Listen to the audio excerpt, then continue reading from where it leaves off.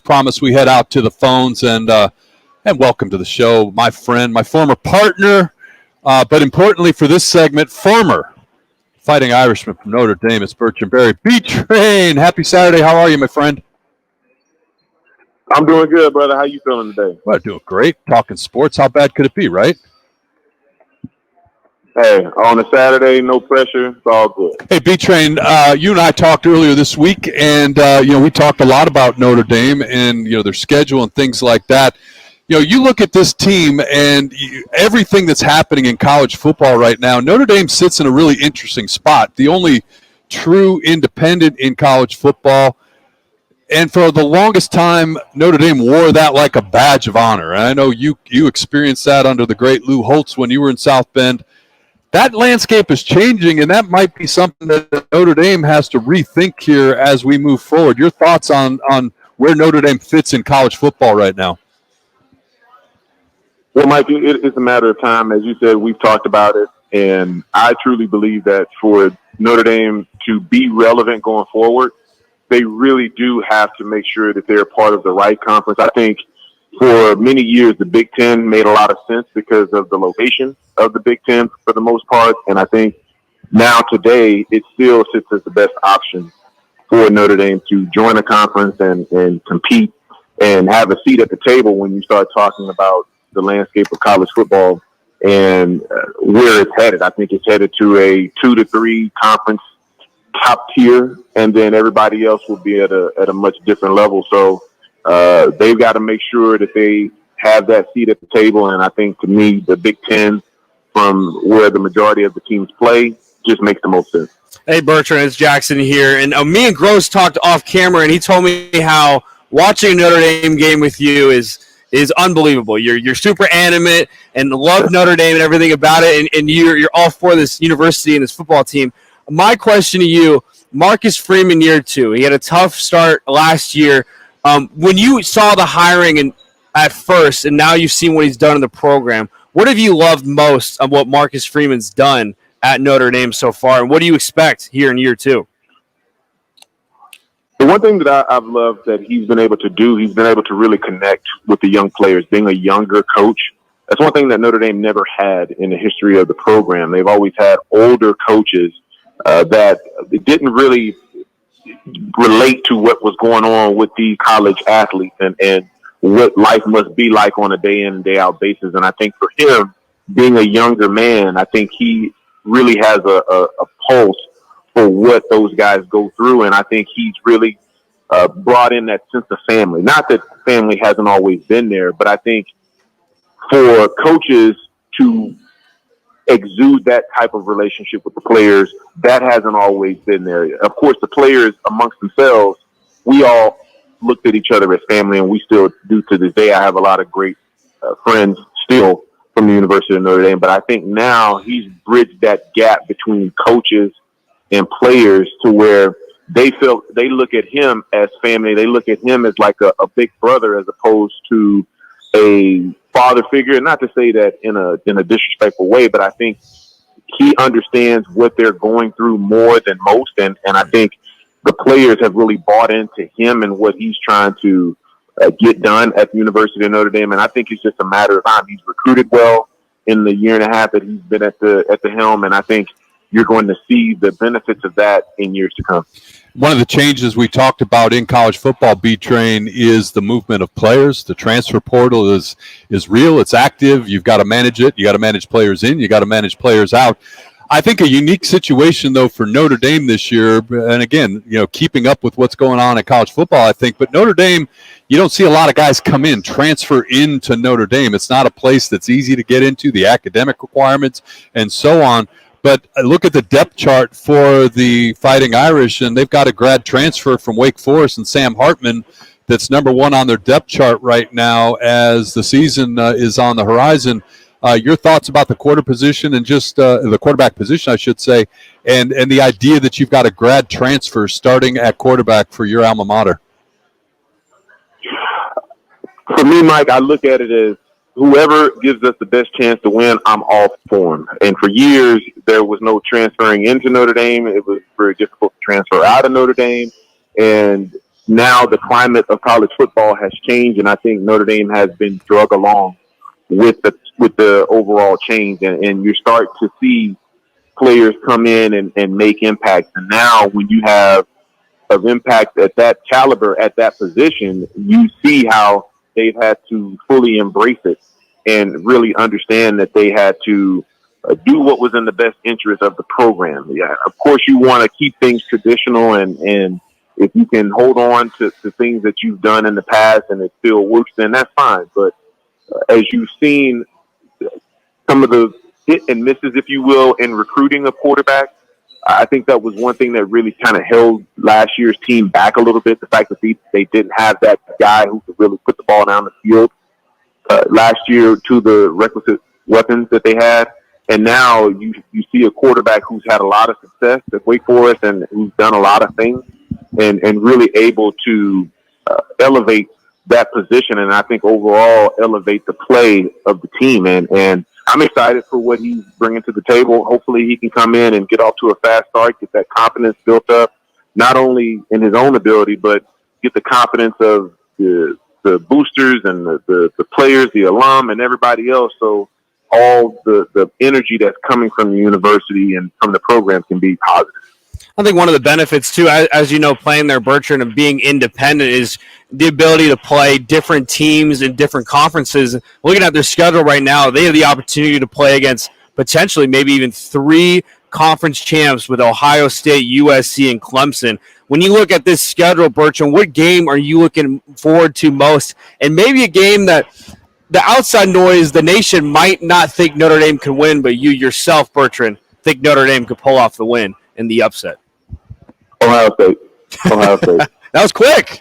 There are very few teams that we play that we consider real rivals. You know, obviously, Southern Cal is a rival, Michigan is a rival, but there's certain teams that you just don't like, and I don't like Ohio State, and I want to beat them badly every time we play them, and it hasn't always worked out that way in recent history, but I really want a big piece of them. That's the team that I really feel like they can go out and surprise a lot of people. Ohio State is very high on a lot of people's rankings as far as nationally and what they're going to do this year.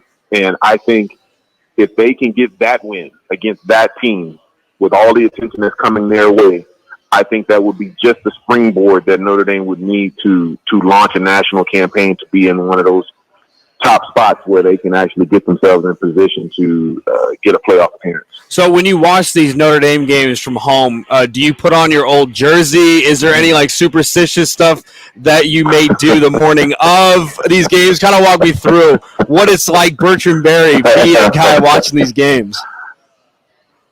Well, all my jerseys are on the wall. I've got them all framed, so Fair enough. We're not reliving the glory days. You know, my time was fun, but it's done.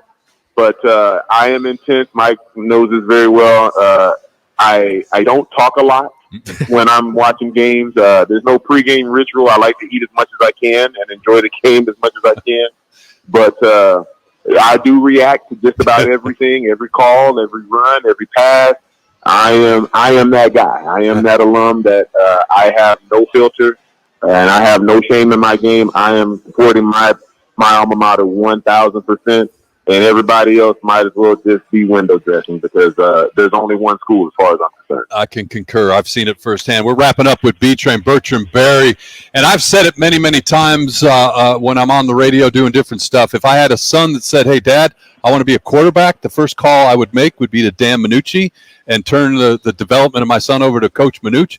The other side of the coin, if my kid said, hey, Dad, I want to go get the quarterback, the first call I would make to Bertrand Berry at Train Station. Check them out online at trains-stationaz.com. B-Train, in addition to your Fighting Irish, you're really dialed in to high school football. You've done a great job training guys across the valley to get them ready to play the position that you excelled at. Your son on that list, Bertrand Berry the second, getting ready for his season at Highland. How excited, B-Train, are you for high school football and just the growth of high school football across the state of Arizona since you've lived here? I'm excited. I'm super excited, Mike. I really feel like My son, I think he's set up for a really big year. I'm not gonna, jeopardize it or try to say too much. I'm just excited to go watch him play. But I think the one thing about Arizona football is they've done a lot to really bring the image and the notoriety of Arizona football to another level.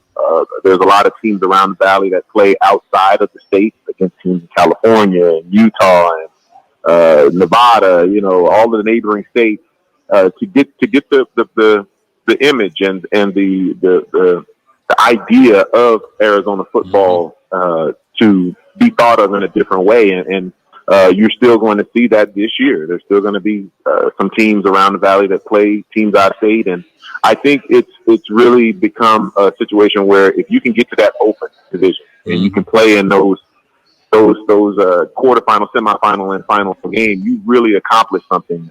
I think there was a poll out last year that had the Open in Arizona as one of the 5 most difficult regions to win, in the country as far as playoffs and all of that. So Arizona football has really grown leaps and bounds in the last decade, and I'm excited for the season to kick off Friday, and hopefully my son and his Highland Hawks can be one of those 8 teams and maybe do something even more special than that. So it's exciting. I know a lot of states have already started this weekend, but hey, whenever they roll the balls out, we're going to be ready to go. And I know a lot of my guys around the valley are itching to get on the field and show what they can do. I know me and Gross were talking about 2 weeks. That Bash of Highland game is going to be a game to watch. That's for sure. I have a great quarterback in Damon Williams. He's committed to University of Arizona. Just a tremendous kid, great parents. I know his dad a little bit, and definitely excited for that. Anytime you have, 2 state champions being able to battle early in the season, there's going to be a lot of attention around. There's going to be a lot of emotions, and there's bragging rights to it. I mean, let's just call it what it is. Both teams want to show that they were state champions for a reason. So I'm excited for that in a couple weeks, but we can't look forward to that without looking at our first game. We got to make sure we take care of business because that's the quickest way to get beat too.